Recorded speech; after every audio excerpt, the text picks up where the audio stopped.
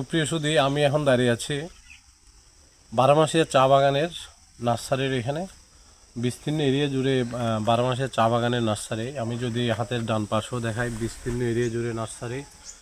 আপনার হচ্ছে বাম পাশে বা ডান পাশের দিকে দেখালেও নার্সারি। তবে একটা বিষয় এখানে লক্ষণীয় যে চা বাগানের নার্সারিগুলোতে আপনার দুই ধরনের চারা উৎপাদন করা হয়। আমি যদি আসেন, আমি যদি একটু দেখাই আপনাদের, এখানে পলিব্যাগ আছে। এখানে পলিব্যাগের মধ্যে মূলত হচ্ছে বীজ থেকে চারা উৎপাদন করা হবে এই পলিব্যাগগুলোর থেকে।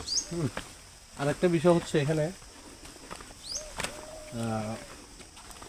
আরেকটা হয় কাটিং থেকে, মানে কলম থেকে। হ্যাঁ, যে এখানে মূলত হচ্ছে গাছের কিছু অংশ নিয়ে ওরা এখানে আপনার কাটিং করে। এই যে যেমন আমার সামনে আমি যদি দেখাই, ঠিক এই পাশে এটা হচ্ছে ব্যাটগুলো হচ্ছে কাটিংয়ের জন্য। হ্যাঁ, এখানে এটা কাটিংয়ের জন্য।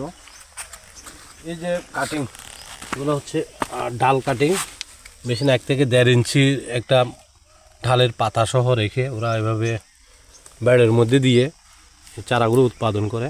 এই চারাগুলো মূলত আপনার হচ্ছে কিছুটা নিচু এরিয়া, সমতল এরিয়ার জন্য। হ্যাঁ, আরেকটা হচ্ছে এই যে আমার এই পাশে যেগুলো আছে, আমি যদি দেখাই, এটা হচ্ছে আপনার চারা